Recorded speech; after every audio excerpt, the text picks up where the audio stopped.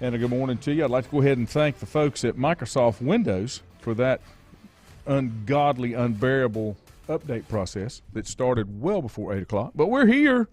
We're late, but we're here. Thanks for joining in. I promise I'll do better. Just things didn't work out today for a Thursday. Glad to have you along. A lot of things happening that we know of. A lot of things going on in the world of sports. The Jim Harbaugh situation saga continues. We've had one coach fired at Texas A&M. Yep. And then now the speculation. And you know something that I saw yesterday that folks were talking about? There's always media that puts speculation out there about who may be going where, okay? One of the things that was said yesterday, and this was I can't remember if it was Dan Patrick or if it was Cowherd, said, all of you people that are writing about Deion Sanders going to Texas A&M, stop it. You're killing these programs. He's had 2 4-star athletes decommit because they're afraid he won't be there. Yeah, just and you know but people are after clicks. That's all they want. They just want clicks, and so it's feed out there. So we'll see. And then the next one. What's the definition of misinformation or disinformation? Whatever you want it to be to fit the narrative that you have or don't have. I mean, where's response? I mean, there's nothing wrong with reporting that he's going there if it's actually been said, or intended upon, and you have sources that say that. Not, well, he might go there, and this is what he ought to do. The problem is it's crazy. We, in the media, and we work in media here, work in media at the newspaper, and we do not do it at the newspaper. We do not do it here. There's 2 ways to break news, to be first or to be right. Yeah. We're not going to be first, but we're going to be right. Yeah. The sources are going to be checked and double-checked before we put our name on something because we don't want to feed that misinformation that you're talking about. Like, dislike, like. Milton said CNN and ESPN are the definition of misinformation. Mark, good morning. For Rembert, woohoo, there you go, the dynamic duo. Richie said there have been a few coaches fired. Arnett at Mississippi State been fired. Yeah, I think that was Monday, wasn't it? Boise State fired their coach. Yeah. Also hearing rumblings that Chip Kelly will get the axe, and I think that's just around the corner at UCLA. He hasn't – and he's been there 5 years. Does that sound right, Richie? Yeah, I saw that. I mean, what? Okay, it's kind of like the whole thing. They get rid of Summy at Texas A&M, all right? And he's got a better record than Jimbo does through 5 years. Yeah, but he hasn't delivered. And and that's absolutely. But has he been given every possible resource without the limitations within the context that you hired him on to do the job? Mm-hmm. If the answer is no, then the firing is just because they decide who's going to coach. But that doesn't mean that, it's kind of like trading apples and oranges. Who are you going to get in there that's not as good as that's better than Chip Kelly?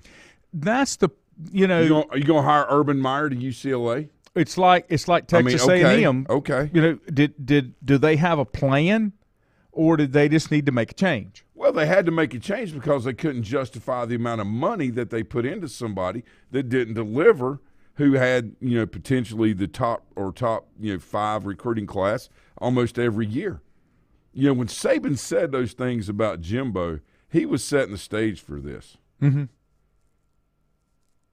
I mean, it puts a tremendous amount of pressure on somebody to say, well, you got the best recruiting class, you got all these facilities. Whether they act like they're giving you a comment or whatever, a compliment, they are putting pressure on you. And I'm going to give you the rundown here, okay? If you're not familiar with Chip Kelly, had a spectacular run at Oregon from 2009 to 12, and then he had unsuccessful stints at the Eagles and the 49ers, considered an offensive genius, coveted figure as a coach. His first 3 years at UCLA were 3-9, 4-8, 3-4. Yeah. Okay? It was awful. Which constitutes the worst 3-year start for any UCLA football coach in modern history. Mm-hmm. To date, He's 33-33. Yeah, I mean, it's been a major turnaround. The problem is, what resources are they putting in to making it the place to go to? Yeah. When Jimbo told Florida State, you better start investing in this because all these other schools are, and make it. Hey, let me tell you something. I was at Auburn on Monday and Tuesday. We were visiting clients down that way, and Mandy and I, they took us over to the university because they're real big into football and all this stuff. So we were over there. And you talking about technology. They got this screen, Laney, that is the length of the room that you can line up, and they'll put the team's offense or defense up there and live players like on the screen. And then you line up, and then you react to the play they're running. That's where technology has gone. So all that prep time we have to do where we walk through everything and say, okay, they run this and run that. You do that in your meetings room, with your individual position, and then you go out there and you put it on the big screen, and they are lifelike players from the other team in their stuff, and you are playing against a video like live. Where they go block, how they're going to block you, how you're going to, whatever. It was incredible. Incredible. The other problem, and here's where I think the decision making is coming in. They're looking at it, the powers that be, the powers in charge at UCLA. Chip Kelly has been unable to become a force and contender in the Pac-12 in 5 years. They're moving to the Big Ten against Michigan, Ohio State. That's perfect for him, though. He can manipulate those defenses in that league. Now they're going into the Big Ten. But they look at the Pac-12 has not been a contender for anything. No, I'm not disagreeing with that. But when you take that step up, it's like my baseball team at Maiden. We're in the SD7. Yeah, it's decent baseball. Now, we have to go down, and all of a sudden we're in a league with Cherville and Shelby and Chase and, Lincolnton and West Lincoln and Bessemer City. What do you think is going to have to happen to the level of play? Yeah. Boys, we got to step it up. We're getting ready to go play big boy ball now. It's the same thing with this. This is a remarkable opportunity going into the Big Ten to be able to get those recruits in now nationally. Now you're a national recruiter. You're no longer restricted to the West Coast or grabbing the East Coast kid that wants to get away from home. This guy can manipulate defenses. He gets the right parts in. I don't know. I just have a different look on things, and sometimes I think just because you change something – just to be changing because it doesn't feel right doesn't necessarily constitute a better outcome. What did we see at Texas getting rid of Mac Brown? You had a chance. Years of mediocrity. You had a chance. Yeah, it's been awful. Yeah, I'll give you the comment as if you don't already know this. Here's where it really boils down to. In fact, this is a reporter from Bruin Report Online says, from what I know, many UCLA donors have chosen not to donate to UCLA's football NIL fund as long as Kelly is the head coach. Poor attendance at the Rose Bowl has been record-setting. Current players are disgruntled with his coaching, and a fairly good-sized exodus is expected to start when the transfer portal opens. So, then you know what? Just go on. That's all you can do. Yeah, that's all you can do. Then you better go out. And people say, oh, Urban Meyer's the worst person in the world. That may or may not be true, okay? None of us know him. We just know what's been reported, okay? So we know one side of the story, okay? Now, you and I may know people that know him and know how he is, but what he can produce, okay? So, if you're going to fire Chip Kelly, all right, you don't need to go out and get a third-year grad student, all right, and say, well, we're going to give this guy an opportunity. You better go get somebody, and you better pay him. And you better pay him well, and you better give them the resources they need. He's not a wow factor guy. Never has been. All great CEOs are, okay? Whether you like them or not, they got the wow factor. All right, and like a lot of them say, there is no bad press. You have to understand the animal behavior, whatever, that you are bringing in. Do you want to bring in someone that's really nice and very loving and let's all come together and let's do this and we got this? Or do you want to bring a cutter in that's going to say, this is the standard, this is where it's set. I don't care about your feelings. I care about your social and emotional health. I care about your growth and development. All right? That's it. And we're going to put cheeks in the seat. We're going to be exciting when we play. We're going to dogpile before the game. We're going to do all these things to make it fun. Okay? You got to decide what you want. Okay? And then know what you got, and then don't be like, well, he's not a nice person, and he got that. And that has nothing to do with it. But let me ask you this. Nothing. When I'm picking a head coach, at any level, okay, I'm looking for a head coach that can, quote unquote, be my figurehead and know how to evaluate, steer the program, and put the proper people in the proper positions. Very few really gurus on one side of the ball are able to run successful programs because it's too overwhelming. You can't do it. When you think of CEOs, okay, you want a CEO that can oversee and evaluate everything, not just the IT department or not just the sales department. That's right. That's right. So when you bring a head coach in, and the reason I say this is because there's another head coach on the West Coast that is said to be in trouble because he can't get both sides of the ball straight. Lincoln Riley. Oh, yeah. At Southern Cal. He does great, but it's the same thing at Oklahoma. Right. He could not build a defense. Well, and undoubtedly he can't get the right person in to build a defense. See, I all of this is very, very accurate. Like, this is great discussion, okay? People talk about the 80-20 rule. You hear that a lot in business. Really, the 70% rule is the rule that takes the business to the next level. You say, well, what is that? If you can find someone that can do it at 70% of what you do, because nobody's ever going to be able to do it like you do, right? I mean, we all have that in our minds that, nobody can do it like us, and I got to do it. If you can find someone that can perform at 70% of what you can do, you pass it on to them and you let them take it.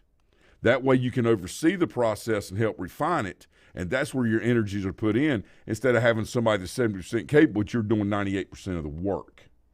Okay? This is the major challenge that people have in a business world, coaching world today. If you're not a head coach that gets out in the community, that is, one that can talk efficiently, have good mannerisms, understand how to communicate, you better have an assistant that is your right-hand man that can do those things. Krzyzewski's always done that at Duke. He never wanted to be that point man, that face, but he put the right people in place that could handle it and address that and represent the university the way he felt like it should be addressed. Do you know who else did that? Who? And just right across the road for a long time. Roy Williams? Dean Smith. Yeah, Dean Smith. Yeah. Think about how he promoted his assistants not only in the community, in the Carolina community, but I'm talking, which is even then, I mean, back then was just massive, right? But you knew who his assistants were. When you got that poster, whether it was Duke, NC State, Carolina, any of them, Wake Forest, the Big Four in North Carolina at that time, right?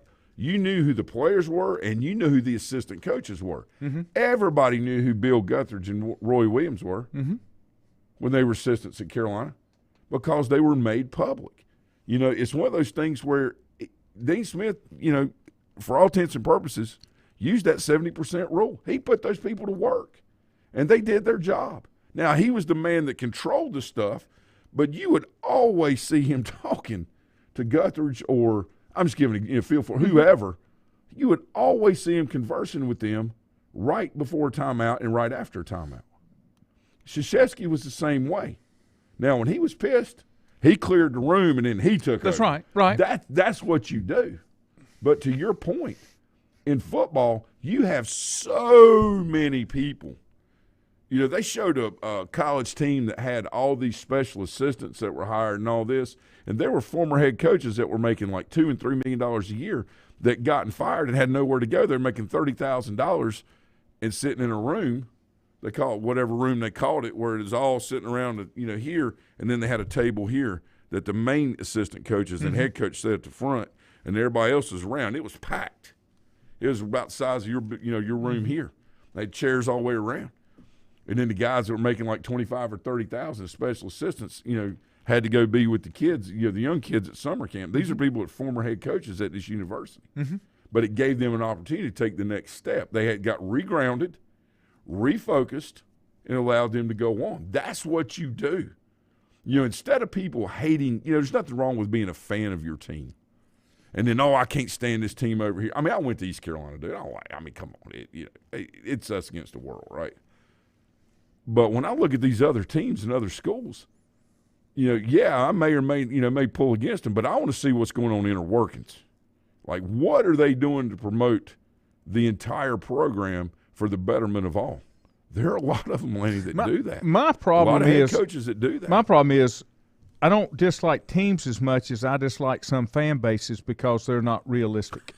Okay? That's fair. Okay? That's fair. Let me get through a couple comments. Richie says he's been there 6 years. Lincoln said $77 million to buy out's an insane contract, and it is insane. And Lincoln, I ran into a gentleman yesterday that he works like maintenance at Catawba Valley. Black gentleman, officiated for years. He quit when the pandemic came. Knows you well. I cannot remember his name. Is it John? Short in stature, but the most important thing he did was he played a lot of golf with you too, not just officiating. So maybe that'll jar a memory for you. Milton said, and someone who will hire the losers and then complain about them being a loser. I mean, they bargain buy. It's what they do. They bargain buy. Let's see. I got all kind of comments in here. No. Let me get those. Mark said, how many NFL head coaches get the axe hammer after the season? Heard someone on ESPN radio say between 6 to 8. That's right. That Black Monday. Yeah. That's it. That's right. Yeah, Black Monday. That's not was that Mark. That's not point. uncommon. That's a good point. Richie said there's rumors that Glenn Schumann, the defense coordinator at Georgia, becoming a candidate and heavy candidate for the A&M job. Mark said, yes. did y'all see the 12th man donors presented a check for over $160 million at halftime the day before Jimbo bit the dust?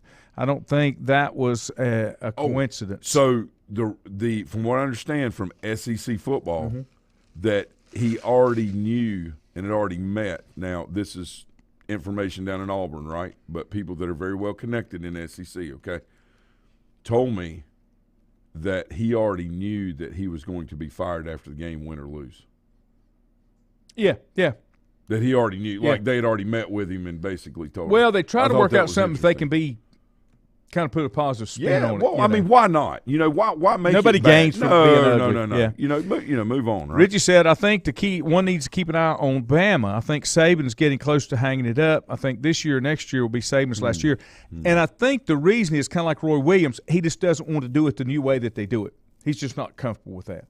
With all the NIL and all the stuff that you're having to do, it's not about coaching and kids and teams and stuff anymore. So we'll see. And, Chad, we were just talking about that, about Kelly being on the hot seat. And Travis says you're only as good as the people you put around you. That's the key, and I'm going to expand on that. You must be working today all dressed up. Lincoln Riley and Mac Brown are on the same path. They have had great quarterbacks that could take your team to the next level but can't get the defense figured out. They brought in Chizik, which was supposed to do that, but I haven't seen that happen. Mark says, I want a head coach that can walk into a reluctant recruit's home and have the kid asking, where do I sign when the visit is done? Then I want the coach to hire outstanding assistants to take the team to the upper level and be perennial top 10 team. Now, I'm going to take a break, and then I'm going to expand on that on my Clemson Tigers when I come back, because I think there's a lot to that. So let me take this break, and then when we come back, I'll expand on that and tell you what I think, in case you care. Whether it's a sit-down meal or a call-in for the drive-thru, Brookwood Cafe and Catering is the answer. A variety of meats, vegetables, and desserts cooked daily, or a hot sandwich from the grill, they have what you're looking for to satisfy your taste buds. If you need catering from 5 to 500, Brookwood has you covered as well. Stop by Brookwood Cafe and Catering at 202 Providence Mill Road in Maiden. Don't forget breakfast daily till 11 a.m. Open Tuesday 6 a.m. to 2 p.m., Wednesday through Saturday 6 a.m. till 8 p.m., and Sunday from 7 a.m. to 3 p.m. Call 828-428-8944 to place your order today. If you ask around, you'll find Burke Mortuary has a reputation for excellence and commitment to value. They've built a reputation of trust for more than 35 years. Burke Mortuary is proud to offer personal attention, meaningful tributes, and the area's most affordable prices. They're also proud to offer you beautiful, state-of-the-art facilities. It's the perfect place to honor your loved one. So when choosing a funeral home, the choice is easy. Choose Burke Mortuary with locations in Maiden and Newton. Covenant Church began as a vision of just over 100 people in 1984. Since then, Covenant Church has grown and currently located at 2168 Gastonia Highway in Lincoln. The Sunday schedule includes early morning worship at 8:30, Sunday school at 9:45, and morning worship at 10:45. Their ministries extend beyond Sunday. Visit their website at www.covenantchurch.church to see all they have to offer, and better yet, stop by and see for yourself. Covenant Church may be just what you're looking for a new church home. First Federal Savings Bank has been serving Lincoln County since 1940. And as it has been from the beginning, customer service is a priority to First Federal Savings Bank. They want to get to know you by name. First Federal Savings Bank has the convenience, the products, and the services that the larger banks have, but with hometown people that you see throughout your community. Stop in and visit one of their 4 convenient locations and see what First Federal Savings Bank has to offer you. Member FDIC, an equal housing lender. Untangling your headphones, finding the right remote, saying goodbye to your favorite shirt that hasn't fit in 10 years. Why are simple things sometimes so complicated? Thankfully, with Auto Owners, insurance doesn't have to be one of them. Auto Owners works with independent agents who live in your community and answer when you call, so you can worry about more important things, like finding a new favorite shirt. That's simple human sense. Call Mooney Insurance in Maiden or East Lincoln Insurance in Denver or visit mooneyinsurance.com.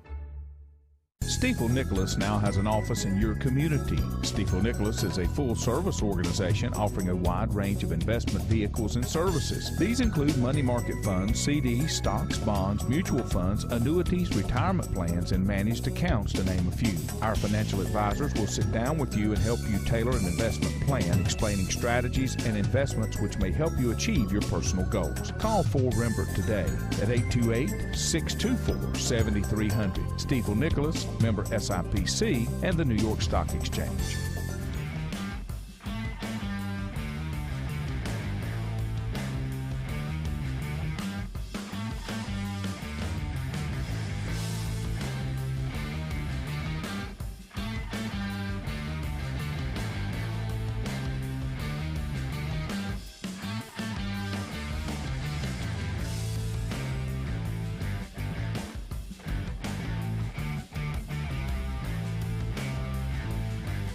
Well, right there was, boy, you got your hands right full. there was 6 minutes of my life I'm never going to get back. You got your hands full, boy. That's fantastic. Holy cow. 2 of my at-home women just blew through here. That was fun. I'm glad it was for you. That was fun. Okay. They're great. Now, I'm going to pick up here where Mark said. 2 lovelies. And I'm hoping that Andrew's listening because he needs to listen and get the full explanation here. You made some great points when you were talking, okay, about what your head coach CEO has to be and has to do. Mark's got it dead on the head. Head coach can walk in and sign that reluctant recruit, bring the kids in, and then the ability to hire a staff and step away. When Dabo Swinney got the job, he had never and still has never been a coordinator. Had only been back in football for 3 years, but what got him the job was how well liked he was by the players, okay? And he was a top 5 recruiter in the nation. He got the kids that he needed to get. He struggled when he started because he couldn't get a little bit too much loyalty to some of the assistants. Then he figured it out when he brought in some assistants that built it up.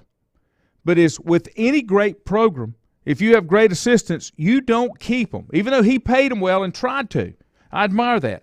He lost them. Well, yeah, they just advance and move on. That is a compliment to you as a head coach. 100%. Anytime you are a boss or in control of something and you lose an employee because they've gone to bigger and better things, that's a representation of what you did to develop them. That's part of your job. That's correct. That's correct. You should be doing. So I say all of that to say that's where Clemson has struggled recently. He's not done a good job replacing his coordinators. And now you can't just rely on recruiting to build your team because that's not what everybody else is doing. The rules have changed. The environment has changed. And we were talking about it on a church side before we went on air this morning. Yeah. If the environment changed and it's legal and ethical and moral, You've got to adjust with it, whether you like it or you don't, or you get left behind. Because if you say the phrase, it's the way we've always done it. You will die. You will not survive. Whatever you're doing will die. And that has been my complaint with Dabo, is his reluctance. And it's not just me. It's everybody that can honestly evaluate. I can evaluate anywhere, including the places that I laid my head and spent my times on the dirt. And it's just my opinion. That is correct. But I try to back it up with some things that, I'll say this. When Harold did a good job when he was there, and Tom kind of took it to the next level when he got in there. But the biggest thing Tom did, and what has been able to happen since then, like with Darren Ponder's been there, they have developed everything that they do around the kids that they have and their capabilities. Their strengths and their weaknesses are evaluated, and they go with plans and programs that will make those kids successful. I 100% agree. Based on what they're capable of doing. I know these guys, and that is the key. I've said it for years. Scott Cloninger, when he was at Lincoln, and I think Joe's done it at Hickory now, and I think Angle is getting it done at Lincoln again. These guys are doing whatever they have to do to take the kids they have and make them successful. Instead of trying to fit what you want into those kids, you got to say, okay, what's the best I can get out of my kids, and that's what I'm going to do. See, the reason that I think you're onto something with Coach Sweeney is what he did was he gave younger people an opportunity. And then what became too much for him, he had to invest more of his time into what they were doing instead to try to bring balance back. There's nothing wrong with giving people opportunity, right? That is what it should be all about. But you've got to have some, you've got to have some tested moments in the fire, I guess is a good way to put it, right? With some failure and with some success, so you know how to handle both and react to both in a positive manner so you can move forward. All right, there's too much in today's world where people are just getting things just because, right? There is a process of going through. You have to start down here and then work your way, right, up the ladder. You can't just show up and be an instant success, because the failures you have along the way help propel you to the successes and then beyond that can then be shared with others. Successes do not fuel growth. Failures fuel growth. Right. Successes, all right, get the snowball going for others to get on board, okay? The team that I was referring to early was Alabama, the way that they hire assistants. Lane Kiffin, they had a thing with Lane Kiffin and several other assistants, Sarkeesian, those guys talking about what did it mean to be able to go back in that environment and start basically as an analyst. Let me give you an example. Some of the worst principals that I ever worked for were teachers that were coaches, okay? They never had a fundamental understanding, all right, of what the janitors did in the school, how the substitute teachers brought value, the people in the cafeteria that worked, right, maintenance department in whatever kind, all right? They just saw it from the 30,000-foot view because they went in as a teacher, all right, and only worked at that level. So, the thing that frustrated me most is, personally, I started in public schools working in the cafeteria, working as working janitorial, cleaning bathrooms, things like that at night, cleaning the school at night, teacher assistant, all right, basically classified employee that would do not only help teachers or sub, but also do ISS things, right? Interim substitute teacher, drove a bus, all right, athletic bus, yellow bus, disabled bus, all these things. So when you do that, even at a young age, you see how the inner workings of the environment are.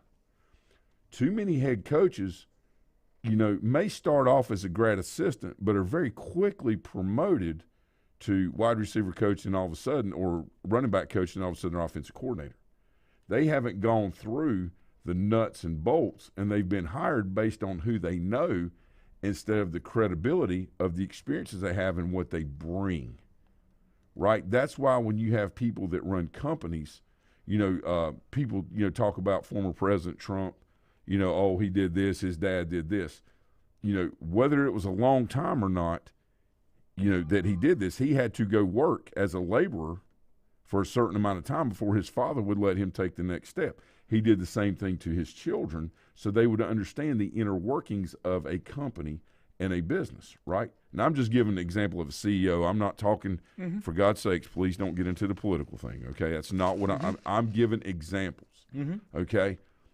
If you're a guy or a coach, lady, it doesn't matter, wherever you are, and you're low enough on the pole where you have to take the trash out and get cussed at and everything else, that's not a curse. That's an actual blessing, because these things teach you how not to treat people and how to bring them in and carry them along and allow them to fail, allow them to succeed, and then help the growth and development process on and on. We don't have enough of that in college athletics, professional athletics, especially high school athletics. All right, and therefore there are multiple failures that occur in catastrophic ways that people really don't understand why. We are the makeup of our experiences, not who we know. The problem with promotion by association is, have you been allowed to fail? I don't care what kind of play caller you are, okay? That doesn't matter, because you're going to get some right, you're going to get some wrong. It's 50-50. It's like anything else. Your chances are half-baked. I don't care what the percentages say. In the moment, you either get it done or you don't.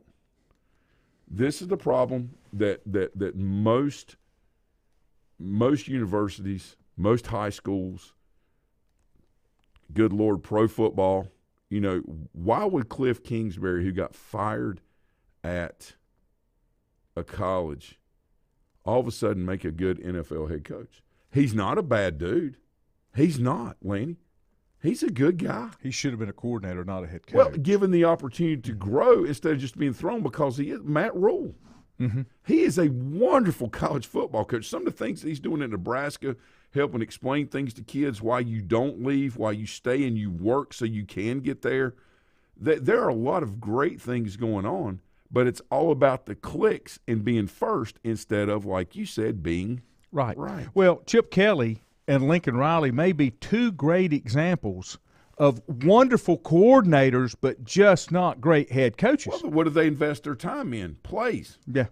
The play design. Yeah. I think you got to invest your time in program design. Dabo Swinney and Andrew and I have talked about this. He can go into a home and he can tell you, and Keith Henry, who coached, his boy just finished at Clemson, is now playing NFL, right? Keith said when Coach Swinney came in there, he talked to us very little about actual football, but about making the right decision, picking the right place, and just going through the things. He said, Coach, he was interested in my son and us as a family. Right. Yeah, he wanted my kid to play there, but it was incredible what and the things he said were right. He said, that's why you go. No, I know. No. But then you have bed wet mama's boys that now become daddies that got sons that come up or daughters, and all of a sudden something doesn't work out. They're mistreating you. You need to go on here. That's right. Right? That's right. Listen, if you are someone, a parent, that has a tremendous amount of experience in something, and you see something going on and you know it's not right, you have an obligation as a parent to get your child out of that situation, explain it to them, and then move them on to the next step. Right. Okay? Especially when you got morons running it in the background and, just terrible. I mean, it's not beneficial. You have that obligation as a parent, whether you're a father or mother, to take your child, remove them from that situation after they've experienced it. That way they know what not to do and move them on to the next phase. If you don't have that experience and all man, it's not fair to my kid, then you're moving blindly and you don't know what you're doing. That's right. There's a difference. And unfortunately, most of us don't play in our sandbox. Yep. Let me give you a couple comments. Richie had one that is dead on, okay? And he said, success and growth is not linear. And what he means by that is when you start growing, it's not a straight line. It has dips and ups and downs because you have successes and failures, and you readjust. The important point is that when you have that you're not doing this, that you're never making it, that you're doing this. It's on an incline. But that's exactly what it is. Todd Herm said, this is not working. So what's the simplest offense that you've ever run and actually won a football game? One of his favorite lines from the movie We Are Marshall. Oh, yeah. Trying to figure out what do you do. Yeah. Junior Adams, good morning. Richie, I'm glad you said this and not me. I'm going to tell you that Dabo hasn't had the play calling sheet in front of his face for the past 2 weeks. I think he did a good job hiring Riley. While the defense is still playing great, I think the jury is still out on Goodwin because he's still using Venables players. Well, here's the deal. Yeah. As long as he is being successful, and everybody knows this, Clemson has not had good defensive secondary for years. Yeah. I mean, they just haven't. Yeah. Let's see. Rich said, that's right, I told you this before. I know a guy who has 2 very successful restaurants. He even survived the pandemic with both. He has a culinary degree. He didn't just go get his culinary degree and then open a restaurant. He worked in restaurants almost his entire life. Started out as a busboy, moved to dishwasher, moved to line worker, to server, to cook. So he knew all the aspects of running one.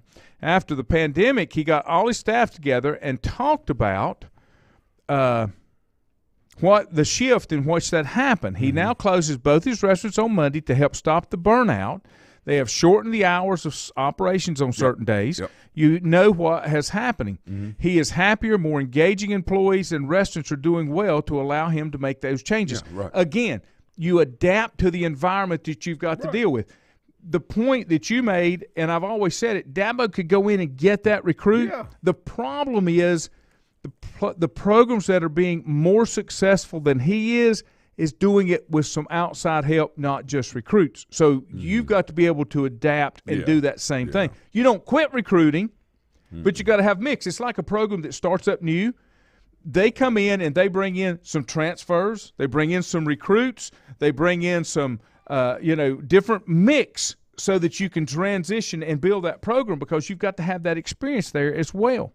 So, I just think that there's a lot going on that you got to be able to deal with that. Now, one final comment before we go here. Richie said, he said the South Carolina High School League voted yesterday to help with competitive balance in the 1A and 2A divisions. The majority of the schools that do well are private.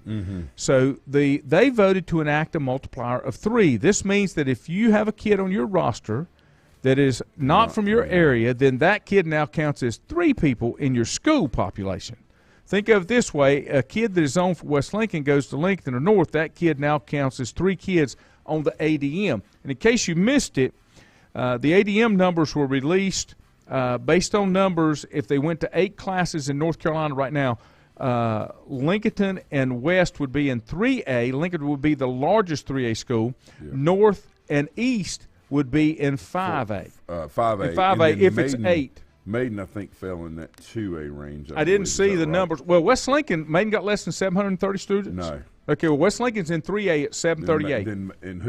And Lincoln was 768, I think. Maiden's 4A if that's what they do. Okay. Yeah. So that's coming. See, I think they should count them as 10 in North Carolina. Well, the way they do it is, the private schools, charter schools should be in separate classifications. Yeah. Multiply the classification times 2. Richie said, I also think some of these kids that are committing elsewhere is because of NIL and finding out that NIL is not what it's cut out to be. And that is a learning experience that everybody's going through. The programs, the kids, everybody. It goes back to that. The grass ain't always greener on the other side. What are they following? The money. All right, and what has that taught us over our lifetime? Make sure that what you're going into justifies the money that you're receiving, or the transaction will crumble. Colin Cowherd has always said this, okay, and this isn't verbatim, but he said you do not always take a job because of the money. Oh, yeah. Look at the ownership, look at the employees around, the work environment, what you have.